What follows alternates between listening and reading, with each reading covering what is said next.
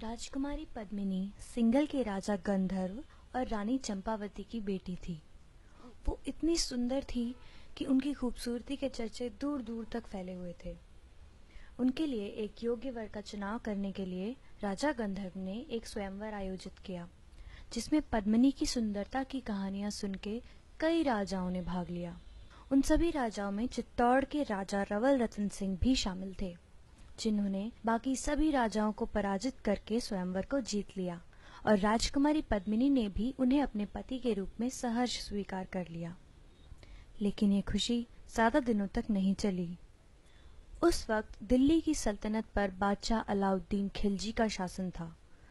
अलाउद्दीन खिलजी एक लालची और निर्दयी सुल्तान था, और जब उसके कानों में पद्मिनी की सुंदरता की तारीफें पड़ी, वो उसे पाने के लिए बेचैन हो उठा और उसने रानी को पाने के लिए चित्तौड़ पर आक्रमण कर दिया। उसने चित्तौड़ के किले को कई महीनों तक घेरे रखा। सुल्तान की सेना चित्तौड़ की सेना से गिनती, युद्ध कौशल और हथियारबंदी हर चीज में कई गुना आगे थी।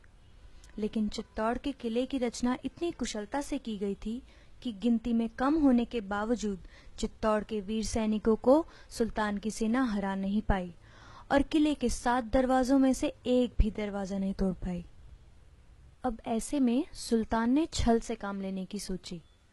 उसने राजा रतन सिंह को ये संदेशा भिजवाया कि हमने रानी पद्मिनी की सुंदरता के बारे में बहुत सुना है।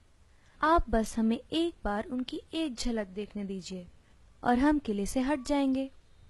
राजा रानी पहले तो ये प्रस्ताव सुनकर अत्यंत क्रोधित हुए, क्योंकि किसी भी पर पुरुष के सामने एक विवाहित स्त्री का प्रत्यक्ष होना राजपूत मर्यादा के विरुद्ध था। लेकिन इतनी छोटी सी बात के लिए वो चित्तौड़ के वीर सैनिकों का खून भी नहीं बहाना चाहते थे। इसलिए उन्होंने एक बीच का रास्ता निकाला कि सुल्तान रानी को आईने में देख सकते हैं, जिससे कि राजपूत आन भी रह जाए और दिल्ली के सुल्तान की बात भी। उसके बाद सुल्तान को रानी पद्मिनी के महल में ले जाया गया। रानी पद्मिनी सरोवर के बीच बने अपने महल की सीढ़ियों पर आई और सुल्तान को उनके महल की दीवार पर लगे दर्पण पर उनका प्रतिबिंब दिखाया गया। इतनी दूर से भी रानी का रूप देखकर सुल्तान अलाउद्दीन के नापाक इरादे और भी मजबूत हो गए। उन्होंने राजा रतन सिंह का शुक्रिया किया और उनसे विदा लेने लगे। राजा को बातों में लगाकर सुल्तान उनसे किले के 7 द्वार पार करवा लाए, और जैसे ही वे आखिरी द्वार पर पहुंचे, जाल बिछाए तैयार सुल्तान के सैनिकों ने रतन सिंह को बंदी बना लिया और उन्हें दुर्ग के बाहर एक शिविर में कैद कर लिया। अलाउद्दीन खिलजी ने रानी पद्मिनी के लिए एक संदेश भेजकर ये शर्त रखी कि अगर वो उन्हें खुद को सौंप देती हैं तो वो रतन सिंह को आजाद कर देगा।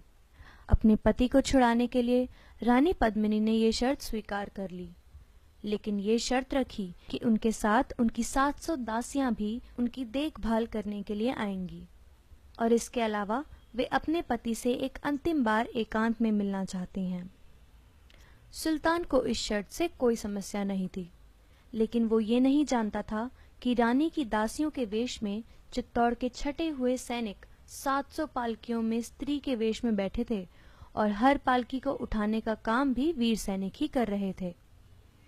कड़े पहरे के बीच रानी की पालकी को सीधा उस शिविर में उतारा गया जहां पर रतन सिंह को कैद कर रखा था।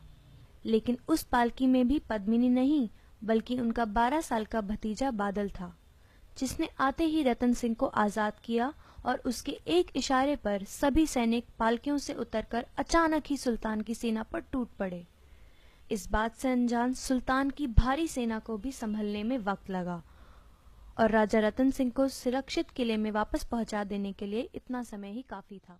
उस दिन के बाद कई दिनों तक सुल्तान और चित्तौड़ के सैनिकों में युद्ध चलता रहा, लेकिन धीरे धीरे चित्तौड़ के वीर सैनिक वीर गति को प्राप्त होने लगे और चित्तौड़ का किला कमजोर पड़ने लगा। जब रानी को ये प्रत्यक्ष दिखने लगा कि चित्तौड़ की हार निश्चित है, उन्होंने सुल्तान के हाथ पड़ने की बजाय आग में जल जाना बेहतर समझा। किले की सभी महिलाओं ने भी उनके इस निर्णय का समर्थन किया। राजपूतों में इस प्रथा को जौहर का नाम दिया जाता था। एक तरफ जहां सुल्तान किले के द्वार पे द्वार भेद रहे थे, तो वहीं इस तरफ किले के अंदर एक विशाल चिता का निर्माण किया गया। रानी पद्मिनी के साथ 16,000 राजपूत महिलाओं ने अपने संबंधियों से अंतिम विदा ली और उस जलती चिता में आहुति की तरह समा गई। और थोड़ी ही देर में वो सौंदर्य, जिसके ऊपर पूरे साम्राज्य को गर्व था, आग की लपटों में स्वाहा होकर कीर्ति कुंदन बन गया। महाराणा रतन सिंह के नेतृत्व में 30,000 राजपूत सैनिक केसरिया बाना बांधकर हर हर महादेव का नारा लगाते हुए सुल्तान की सेना पर भूखे शेरों की तरह टूट पड़े और अद्भुत पराक्रम दिखाते हुए वीर गति को प्राप्त हुए।